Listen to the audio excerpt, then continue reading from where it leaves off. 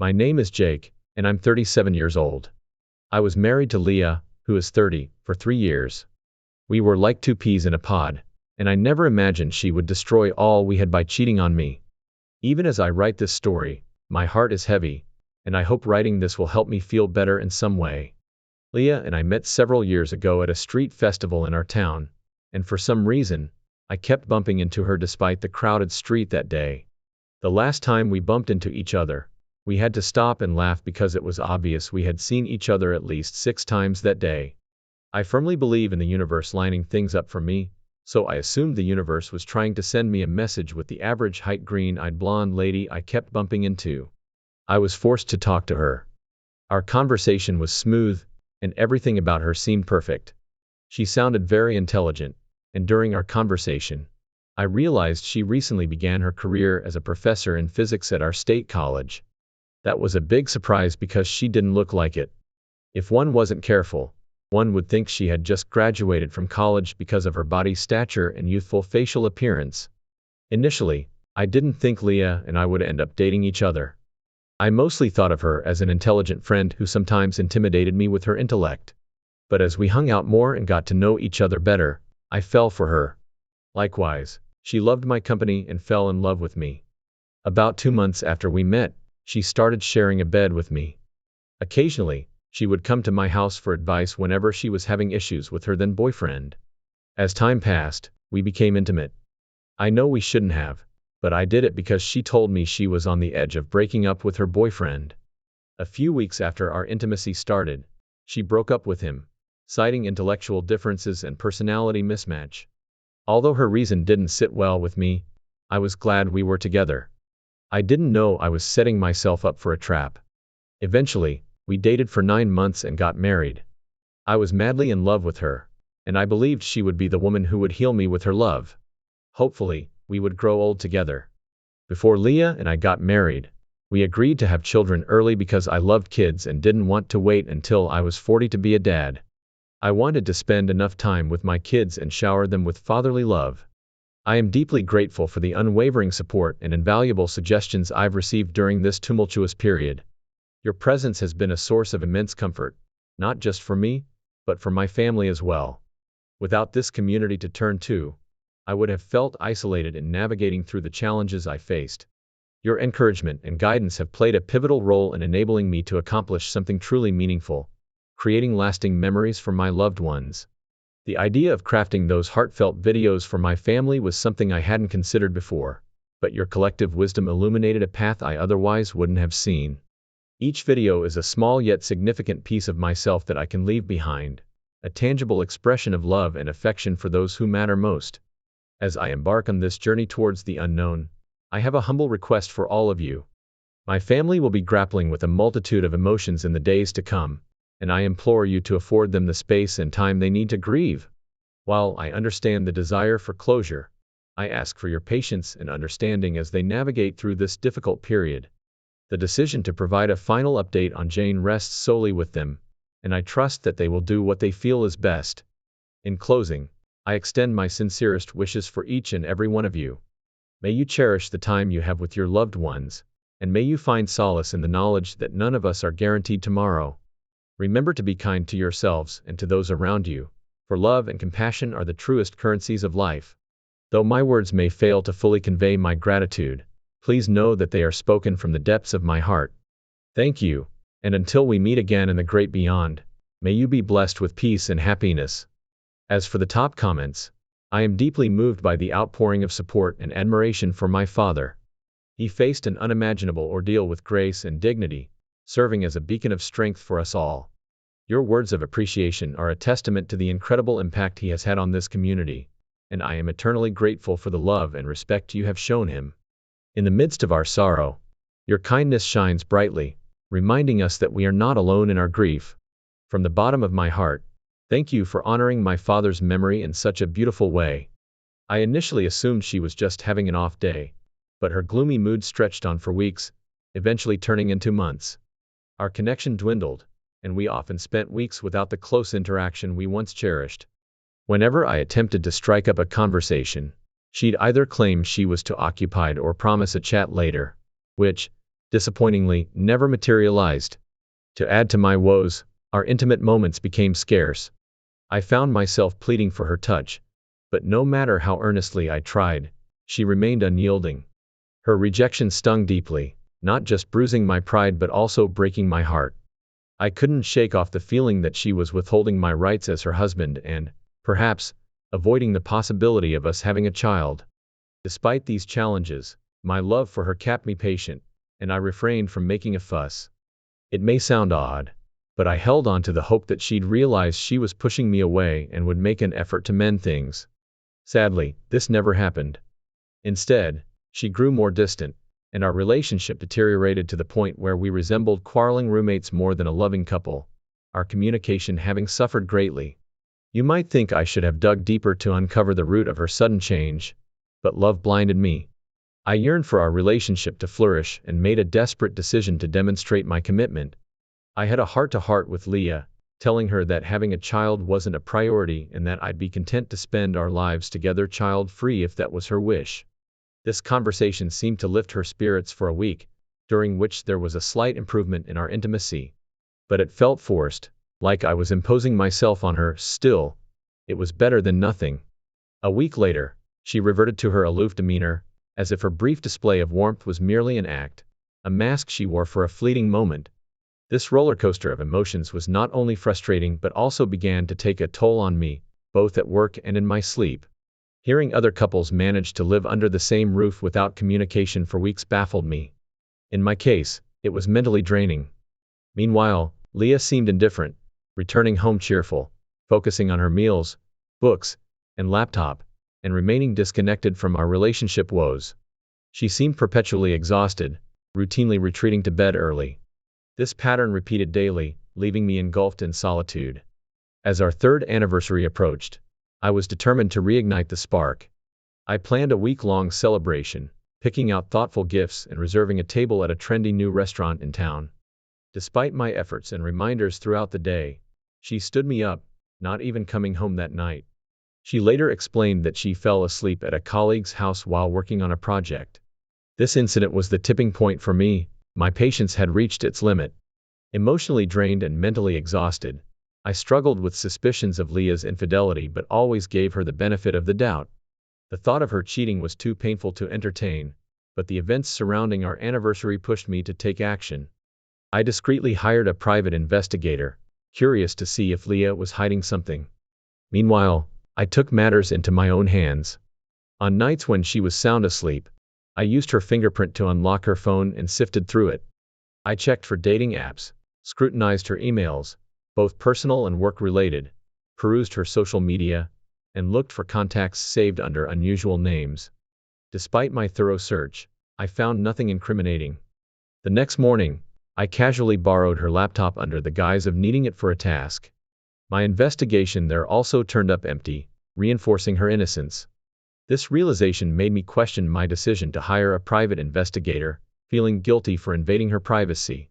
Since it was the weekend, I contemplated calling off the investigator, feeling like I was overreacting. However, I decided to wait until Monday to make that call, given that Leah usually spent weekends at home. In the meantime, I wrestled with my doubts and fears, hoping to find clarity in the situation. On Monday, I prepared to call off the private investigator, but before I could, he informed me he had some findings to share. Just a week into his investigation, and my heart was racing with apprehension.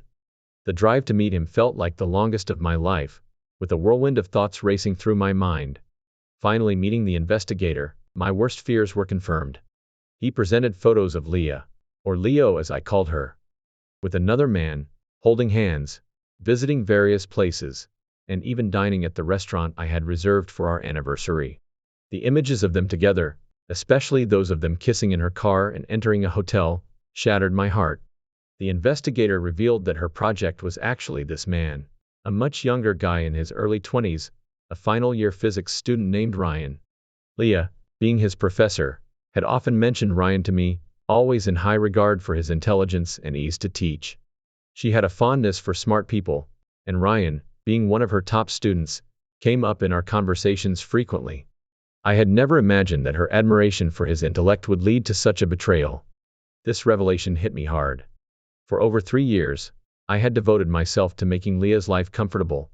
I took on most of the household chores, including cooking, cleaning, and grocery shopping, to ease her constant complaints of tiredness. Leah's only responsibility was the laundry, which she managed on weekends. Financially, I bore the brunt of our expenses, handling 70% of the bills, believing it was my duty as a man to shoulder the greater share. This arrangement was intended to help Leah save money, a gesture of my commitment and care for our life together. To discover that she had been unfaithful, and with a student of hers, left me feeling not just heartbroken but also deeply angered. The level of my sacrifice and care, contrasted with her deceit, was a bitter pill to swallow. I've always believed in the power of supporting the one you love.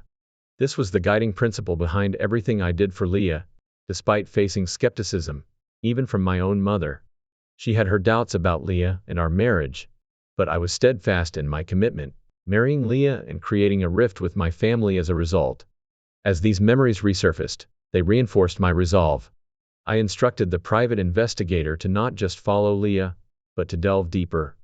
The pictures he provided were merely the tip of the iceberg. I needed irrefutable, concrete evidence, something that would leave no room for doubt. After this decision, I headed back home, a place that now felt more like a battlefield than a sanctuary. Every fiber of my being screamed for a confrontation, but I held back. The pain was excruciating, and my emotions teetered on the edge of rage and despair. I considered leaving immediately, fearing what I might do in a moment of uncontrolled anger. As I hastily packed some clothes, a shocking discovery amidst Leah's neatly folded garments struck me like a lightning bolt: packs of birth control pills. It was a confusing and heart-wrenching find. For 2 long years, we had been trying to conceive, facing disappointment after disappointment. And now, the bitter truth lay bare before me: Leah had been deliberately preventing pregnancy, allowing me to wallow in misplaced guilt and concern. Holding those pills, tears streamed down my face, a mix of profound grief and betrayal. This revelation, that Leah had been manipulating our attempts to start a family, was a deeper cut than even her affair.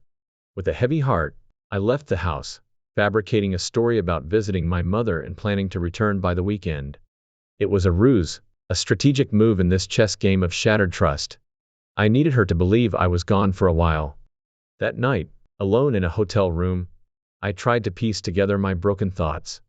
The following day brought a crucial development. My private investigator, ever vigilant, reported that Leah and her lover were on their way to my house. This was my moment. The stage was set for a confrontation that would bring everything into the open. Intent on not just confronting but also documenting this betrayal, I made an unconventional decision. I hired a videographer, instructing him to discreetly follow me. As Leah and her paramour settled into the house, I waited outside, biding my time, letting the anticipation build. After about 15 minutes, I made my move. With the videographer in tow, I entered the house, confident that Leah, engrossed in her illicit rendezvous, wouldn't have thought to lock the front door. I was about to expose the painful truth of a love that had turned into a lie, a truth that I was now ready to face head-on. I had decided not to return home until the weekend, but circumstances pushed me to act sooner. We moved stealthily towards the bedroom, the soft music in the living room masking our approach. As we reached the door, my stomach was in knots. Without hesitation, I kicked the door open, and the videographer captured Ryan and Leah in a compromising position. They scrambled for their clothes in a panic. Leah, realizing what was happening, began screaming and yelling at me. My anger peaked, and in a moment of rage, I dragged her out of the house, leaving her with nothing but her indignity. Ryan, managing to get his pants on, fled before I could confront him. The scene was chaotic. Leah's yelling drew the neighbors out, curious about the commotion. Realizing the gravity of her situation, she hurriedly left with Ryan in her car. Acting on impulse, I sent the pictures from the private investigator and the videographer's footage to the college where Leah worked. I had heard of similar situations and anticipated the consequences. As expected, within a week, Leah was fired, and her young lover was expelled in his final year. Leah bombarded my phone with calls, vowing to make my life miserable for ruining hers, but I remained unresponsive. My only focus was on initiating the divorce process. I wanted her out of my life for good. She came back once to collect some belongings, but her destination afterwards was unknown to me. I spent the following days researching divorce attorneys and eventually scheduled a meeting with one. Determined, I filed for divorce. When I presented Leah with the divorce papers, she reacted not with sadness but with laughter, claiming that marrying me had been a favor to her, and mocking my intelligence.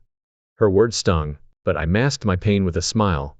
Leah showed no remorse, arrogantly boasting about her value to me and predicting that I would beg for her return within a month. She didn't sign the divorce papers, instead taking them and leaving, claiming to give me time to reconsider my mistake. She was unaware of my discovery of the birth control pills, and I chose not to reveal that information during our encounter. This detail remained my secret as I processed the complex mix of emotions and prepared for the next steps in this tumultuous chapter of my life. When Leah finally signed the divorce papers after months of persuasion, it marked the official end of our marriage. However, life had a twist in store. My journey with Leah was far from over. Had someone told me earlier how drastically Leah would change, I would have been skeptical. At our first meeting to sign the divorce papers, Leah exuded an air of untouchable confidence, as if she were the last woman on earth. But this facade crumbled dramatically after the divorce. In the weeks that followed, Leah's attempts to reach out to me intensified. My phone was constantly buzzing with her calls, my Facebook inundated with her messages. Her relentless pursuit left me with no choice but to block her on all platforms. Yet, this did little to deter her. One day, to my astonishment, she appeared at my doorstep, a complete contrast to the woman she once portrayed. Her eyes, once full of defiance, now brimmed with tears. Dropping to her knees as soon as I opened the door, she begged for reconciliation, promising a transformed life together. Her tale of woe was pitiful. She spoke of the hardships she had faced since our separation: no roof over her head, the looming threat of her car being repossessed, and financial ruin from splurging on her young lover. She painted a picture of a life in shambles, a stark contrast to the comfortable life we once shared. Her pleas tugged at my heartstrings, but the anger and betrayal simmering within me prevented any sympathy. As I attempted to close the door, Leah made a desperate move, switching tactics. She confessed a truth I had already unearthed. The reason we never conceived was because she had been secretly taking birth control pills. She explained her reluctance to embrace motherhood at the time, a stark revelation of her deceit during our marriage. Now, she claimed readiness for a family, dangling the promise of a child if I took her back. This admission, though not entirely surprising, added another layer to the web of lies I had been entangled in. It was a sobering reminder of the manipulation I had endured, a stark illustration of how far Leah had strayed from the woman I thought I knew. Her confession, instead of offering closure, only deepened the chasm of distrust and hurt that had grown between us. After months of persuasion, Leah finally signed our divorce papers, but my story with her didn't end there. Initially, Leah seemed invincible, but post-divorce, her true colors emerged. My phone and social media were bombarded with her messages, leading me to block her. Undeterred, she appeared at my doorstep one day, tears streaming down her face, a shadow of her former self. She knelt before me, pleading for another chance, promising a complete turnaround and the family I'd always dreamed of. I let her speak her piece, and when she finished, I revealed that I already knew about the birth control pills. The shock on her face was unforgettable. Before she could respond, I expressed my feelings. While I could maybe forgive the infidelity, the deception was unforgivable. She had watched me agonize, pray, and undergo numerous tests, all while hiding the truth. I admitted that I should have seen through her indifference, but I had brushed it off as paranoia. I then firmly asked her to leave my property, warning her of legal consequences if she trespassed again. That was the last time I saw Leah. The heartbreak and betrayal I felt were unparalleled. I had thought that exposing her and ruining her career would bring me closure, but it only intensified my pain. Did I handle things correctly? Was it right to end her career? These questions lingered in my mind. Despite the unresolved feelings, I wanted to share my story as a catharsis, to reach out to others who might have faced similar betrayals. Thank you for listening and for being a part of this journey with me. If you found value in my story, please like and subscribe for more. Until next time, take care.